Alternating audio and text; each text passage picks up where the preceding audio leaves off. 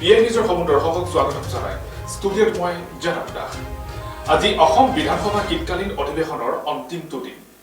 বিধানসভা অধিৱেশনৰ অন্তিমটো দিনৰ কাৰ্যসূচীত অংশগ্ৰহণ কৰে লোকসভাৰ অধ্যক্ষ ওম বিৰলাই।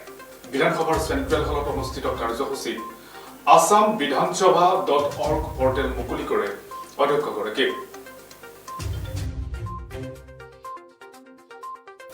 আজি অসম বিধানসভাৰ শীতকালীন অধিৱেশনৰ অন্তিমটো দিন। বিধানসভা অধিৱেশনৰ অন্তিমটো কাৰ্যসূচীত অংশগ্ৰহণ কৰে লোকসভাৰ অধ্যক্ষ ওম বিৰলাই। বিধানসভাৰ চেণ্ট্ৰেল হলত অনুষ্ঠিত কাৰ্যসূচীত বিধানসভাৰ এটা পৰ্টেল মুকলি কৰে অধ্যক্ষগৰাকীয়ে। আনপিনে বিধানসভাত অসম বিধানসভাৰ অধ্যক্ষ বিশ্বজিৎ দৈমাৰীয়ে উষ্ম আদৰণি জনাই অধ্যক্ষ ওম বিৰলাক। মুখ্যমন্ত্ৰী ডক্টৰ হিমন্ত বিশ্ব শৰ্মায়ো উষ্ম আদৰণি জনাই লোকসভাৰ অধ্যক্ষ ওম বিৰলাক। বিধানসভাৰ আন সদস্যসকলেও উষ্ম আদৰণি জনাই লোকসভা অধ্যক্ষ ওম বিৰলাক। আনপিনে অসম বিধানসভাৰ চেণ্ট্ৰেল হলত অনুষ্ঠিত এক কাৰ্যসূচীত অংশগ্ৰহণ কৰি assamvidhansabha.org শীৰ্ষক এটা পৰ্টেল মুকলি কৰে লোকসভা অধ্যক্ষগৰাকীয়ে। আৰু ইয়াৰ পিছতেই বিধানসভাত বহুখিনি গুৰুত্বপূৰ্ণ মন্তব্যও আগবঢ়াই লোকসভাৰ অধ্যক্ষগৰাকীয়ে। বিধানসভাত উপস্থিত থাকি কি মন্তব্য আগবঢ়াইছিল ওম বিৰলাই, তাৰ আগতেই অধ্যক্ষ ওম বিৰলাই ভাষণ আগবঢ়োৱাৰ আগতেই বিশ্বজিৎ দৈমাৰীয়ে সম্ভাষণ জনাই ওম বিৰলা। অসম বিধানসভাত কি কি কাৰ্যসূচী অনুষ্ঠিত হৈছিল তাৰ কিছু দৃশ্যাংশ আপোনালোকলৈ আগবঢ়াইছো।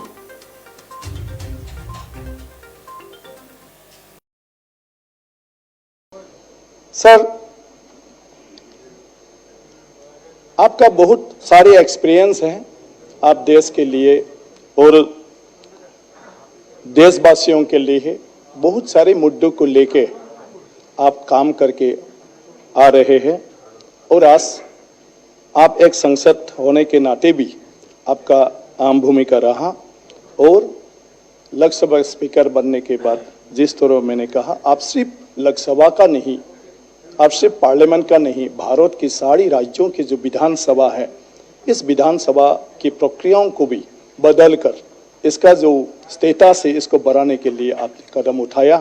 हर समय आप ये चाहता है कि भारत के सारी विधानसभा एक रकम की हो, सारी विधानसभा का जो स्टेटस है वो थोड़ा और आगे उठे और पार्लियामेंट की थोड़ा एक यूनिफॉर्मली, ताकि विधानसभा हो सके। इसकी बारे में आपसे बोलते नहीं, आप लग भी रहे हैं। सारे मुख्यमंत्रियों के साथ आपने बात कर रहे हैं कि मुख्यमंत्री, सरकार और विधानसभा मिलकर कैसे हमारी संसदीय जो ये है प्रक्रिया है, इसको हम कैसे उपयुक्त हिसाब से लोगों के लिए, देश के लिए हम यहाँ पर व्यवहार कर सके।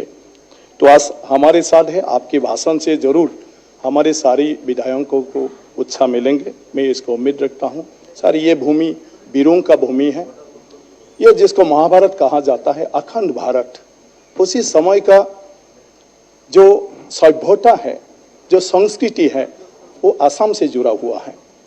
महाभारत के आधे जो कहानी है ये असम के साथ जुड़ा हुआ है। आज हम अगर नाम ले हरिहर के युद्ध, तो ये असम के तेजपुर में हुआ था। आज भगदत्त जिन्होंने महाभारत के युद्धों में यहाँ से जाके भाग लिया था, ये गुवाहाटी में ही था, जो नरकासुर के बेटा था।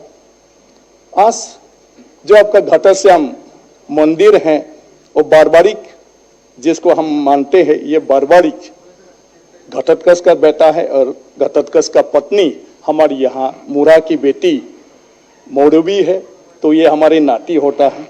और हम लोग हिरंब को हमारा असम का जो लोग थे उसी समय का उसका वंशधर मानते हैं। रुक्मिणी असम के थे और यहाँ से द्वारका श्री कृष्ण जी के साथ शादी होके चले गए। तो इसी तरह बहुत सारे वो बातें जुड़ा हुआ है। अगर हम भारत की सभ्यता का बात कहें तो ये असम है। अगर हम महाभारत पढ़े, वहां पर जितना भी उल्लेख किया गया है सर, ये भूमि है तो ये वीरों का भी भूमि है, ऐतिहासिक भूमि है। समग्र भारत, आज के भारत नहीं, यह महाभारत जो अखंड भारत है, उस अखंड भारत का अंग है। लेकिन आज कोई कोई प्रश्न करता है कि ये नॉर्थ ईस्ट कहाँ से है, क्या है।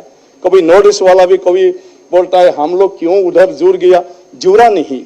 ये आगे सारे जो महाभारत जिसको कहलाते हैं, अखंड भारत जो है, इसके साथ ये भूमि आगे से ही थे। इसका भारत का अगर सभ्यता कहे, भारत का अगर संस्कृति को का कुछ बातें हम करें तो ये सब आसाम भी जुड़ जाता है, नॉर्थ ईस्ट भी जुड़ जाता है सर।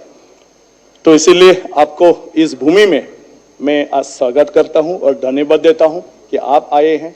तो फिर और हम बहुत सारे आज जानने को मिलेंगे, सीखने को मिलेंगे।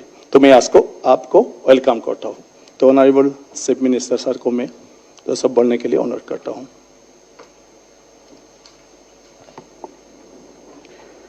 असम विधानसभा की सम्मानीय अध्यक्ष विश्वजीत डोईमारी जी, परम आदरणीय लोकसभा के अध्यक्ष श्री ओम बिरला जी, सम्मानीय सदन, मैं सबसे पहले असम का जनता का ओर से लोकसभा का स्पीकर श्री ओम बिरला जी को हमारा असम भूमि में स्वागत करता हूं। As has been said by Honorable Speaker that this is the first ever visit by any Speaker of Lok Sabha to this august house. So this is an important and historic landmark, and we are going to cherish this event for a long time to come. Shri Om Birla ji was elected to the Rajasthan Legislative Assembly for the first time from the South Kota constituency of Rajasthan. He was the Parliamentary Secretary to the Government of Rajasthan from 2003 to 2006. He was elected as the Bharatiya Janata Party's candidates from the Kota constituency in the 16 and 17 Lok Sabha. हमारा सबको मालूम है कि कोटा आज एक शिक्षा का बहुत बड़ा केंद्र है और कोटा का जो शिक्षा का जो वातावरण बना है उससे हम सबको प्रेरणा मिलता है। He was a member of the Energy and Consultative Standing Committee in the 16 Lok Sabha. On political front also, Shri Om Birla जी भारतीय जनता युवा मोर्चा का जिला का अध्यक्ष रहा, स्टेट का सभापति रहा। He was the National Vice President of Bharatiya Janata Yuva Morcha, and on June 19, 2019, he was elected as the Speaker of 17 Lok Sabha. As the Speaker of the Lok Sabha, Om Birla ji has been able to rise to the prominence in the Indian democratic tradition with a short span of time. Some of the steps he has taken in the short span of time have not only revived the parliamentary democratic system, but also contributed immensely to its enrichment. He set a precedent for the enactment of pro-people legislation. In the wake of the Lok Sabha, he has already been able to garner much praise for his pioneering steps in the allowing the newly elected member of parliament to speak on the floor of the house, especially the young MPs and women MPs. Parliamentary committees have an important role to play in a parliamentary democracy. With this in mind, he played a role in strengthening the various committees of parliament, which has already been appreciated by all. Prime Minister Narendra Modi has also lauded the role of Sri Om Birla ji, who has played in the making the parliament the main driving force of the country's governance. His role in preserving the tradition of the drawing the attention by the MPs to their views and issues raised on the various issues is noteworthy. The number of the MPs who have been given permission by Sri Bilaji to raise issues during the session of Parliament has drawn special attention in the parliamentary democratic tradition. मैं आपको बहुत बहुत बधाई देता हूं और मेरा खुद का अनुभव है जो मैं पहला चीफ मिनिस्टर का रेस्पॉन्सिबिलिटी लेने का बाद आपको मिलने गया था, तो आपसे जो मार्गदर्शन मिला ये हमेशा मेरे लिए प्रेरणा का स्रोत बने रहेगा और मैं आपको बहुत बहुत धन्यवाद देता हूं। माननीय अध्यक्ष जी, ये जो हमारा आसाम विधानसभा है इसका एक बहुत बड़ा गरिमामंडित इतिहास है। Swami Vivekananda has said that every nation has a message to deliver, a mission to fulfill, a destiny to reach. प्रतिखन राष्ट्ररे दिबर बाबे एटा बार्ता आछे, पुराबर बाबे एटा अभियान आछे आरु उपनीत हबोलै एटा नियति आछे। Honorable Prime Minister Narendra Modi ji addressing the Lok Sabha in the last February said, democracy is in our blood, in our breath. It is woven into us. A new world order will emerge in the post-coronavirus world. Atmanirbhar Bharat will help us become a key part of this new world order. प्रधानमंत्रीয়ে কোৱাৰ দৰে অসম বিধানসভাৰো এক গৰিমামণ্ডিত ইতিহাস আছে। ভাৰতৰ বিধানসভাসমূহৰ ভিতৰত অসম বিধানসভা হৈছে অন্যতম পুৰণি বিধানসভা। উত্তৰ প্ৰদেশ বিধানসভাৰ পিছত গঠিত দেশৰ দ্বিতীয়খন বিধানসভাই হৈছে অসম বিধানসভা। जो रिकॉर्ड बताता है उत्तर प्रदेश विधानसभा का बाद असम विधानसभा का निर्माण हुआ था। Virtually the whole of today's northeastern region, barring the present states of Manipur, Tripura and Sikkim, which were then princely states, constituted the Assam provinces with Shillong as the capital. 1935 চনৰ 2 আগষ্টত ব্ৰিটিছ সংসদত ভাৰত চৰকাৰৰ অধিনিয়ম 1935 গৃহীত হয়। এই অধিনিয়মৰ উপবন্ধ অনুসৰি 1937 চনত অসম প্ৰদেশৰ বাবে দ্বি-সদনযুক্ত বিধান মণ্ডল প্ৰণয়ন কৰা হয়। At that time, Assam Legislative Assembly was a bicameral legislature with lower house and upper house. Sir Syed Mohammad Sadullah নেতৃত্বাধীন প্ৰথমখন নিৰ্বাচিত অসম চৰকাৰক 1937 চনৰ 1 এপ্ৰিলত তদানীন্তন ৰাজ্যপাল ৰবাৰ্ট নীল ৰেইডে শপত গ্ৰহণ কৰাইছিল। অসম বিধানসভাৰ প্ৰথম বৈঠক বহে শ্বিলঙৰ সভাকক্ষত 1937 চনৰ এপ্ৰিল মাহৰ 7 তাৰিখে। শ্বিলং সেই সময়ৰ অবিভক্ত অসমৰ ৰাজধানী আছিল। তেতিয়া অসম বিধানসভাৰ সদস্য সংখ্যা আছিল 108। এই আটাইকেইজন সদস্যই আছিল নিৰ্বাচিত। উচ্চ সদন বা বিধান পৰিষদৰ সদস্য সংখ্যা আছিল সৰ্বাধিক 22 জন। ভাৰত বিভাজনৰ পাছত অসমৰ সিলেট জিলা পূব পাকিস্তানত অন্তৰ্ভুক্ত হ'ল। স্বাভাৱিকতে বিধানসভাৰ আসনৰ সংখ্যা 71 খনলৈ নামিল। অৱশ্যে স্বাধীনতাৰ পিছত অসম বিধানসভাৰ আসনৰ সংখ্যা পুনৰ 108 হ'ল।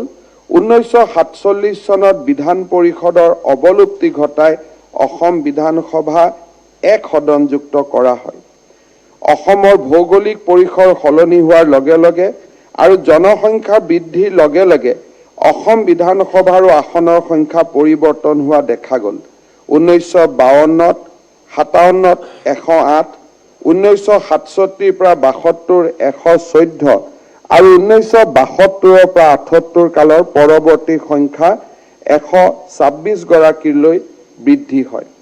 স্বাধীনোত্তৰ কালছোৱাত অসমৰ বিভাজন ঘটি বহু কেইখন নতুন ৰাজ্যৰ সৃষ্টি হ'ল।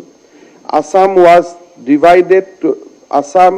Actually, from Assam, various state has born. Nagaland come into being as a separate state in 1963. Meghalaya became a full-fledged state in 1971 with the parliament passing the Northeastern Reorganizational Areas Act. Subsequently, Mizoram and Arunachal Pradesh, who was also turned into a separate state. Meghalaya গঠন হোৱাৰ পিছত শ্বিলং অসম আৰু মেঘালয়ৰ দুইখন ৰাজ্যৰ যুটীয়া ৰাজধানী হয়। 1972 চনত অসম চৰকাৰে দিছপুৰলৈ ৰাজধানী স্থানান্তৰৰ সিদ্ধান্ত লয়। 1973 চনৰ 16 মাৰ্চত দিছপুৰৰ অস্থায়ী ৰাজধানীত অসম বিধানসভাৰ প্ৰথম অধিৱেশন অনুষ্ঠিত হয় আৰু তেতিয়াৰ পৰাই ইয়াতেই অসম বিধানসভাৰ কাৰ্যাৱলীৰ ধাৰাবাহিকতা অব্যাহত আছে। बाबू बसंत कुमार दास আছিল অসম विधानसभा प्रथम गराकी अध्यक्ष।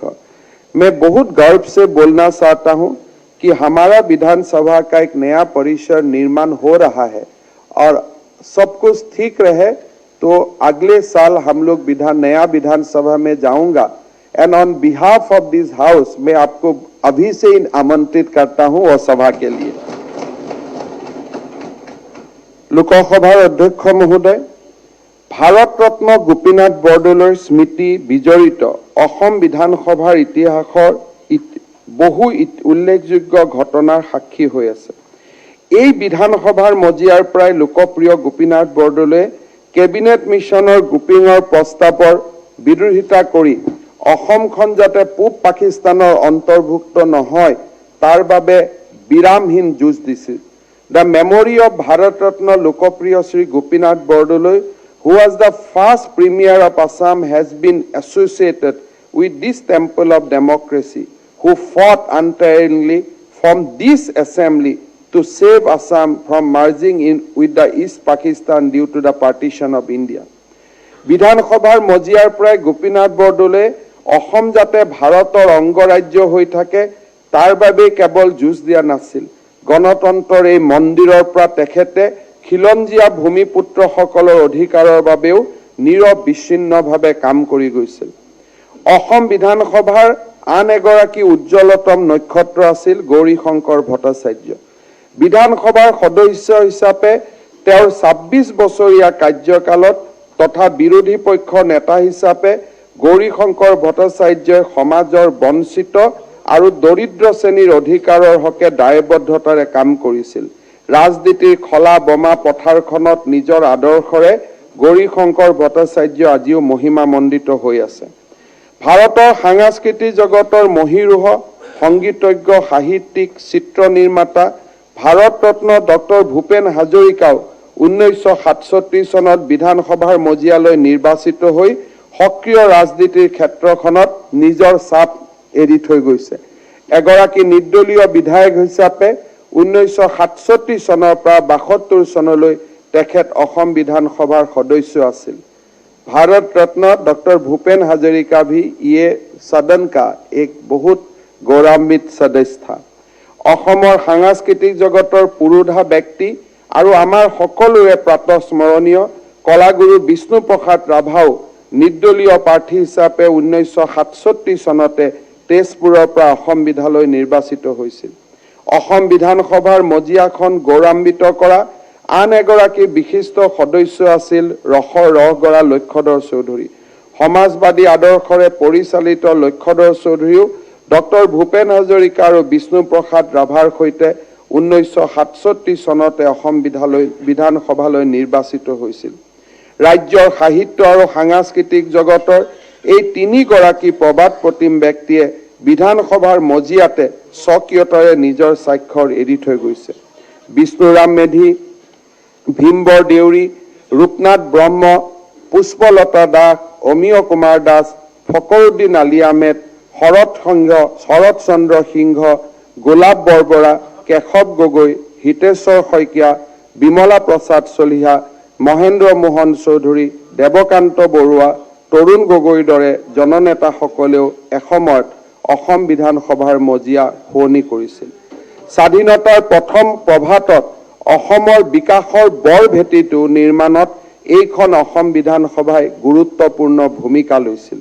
অসম বিধানসভাৰ বিশ্ববিদ্যালয় স্থাপনৰ প্ৰথম চৰকাৰী প্ৰয়াসৰ অংশ হিচাপে অসম বিধানসভাত অসম বিশ্ববিদ্যালয় বিধেয়ক 1941 উপস্থাপন হৈছিল।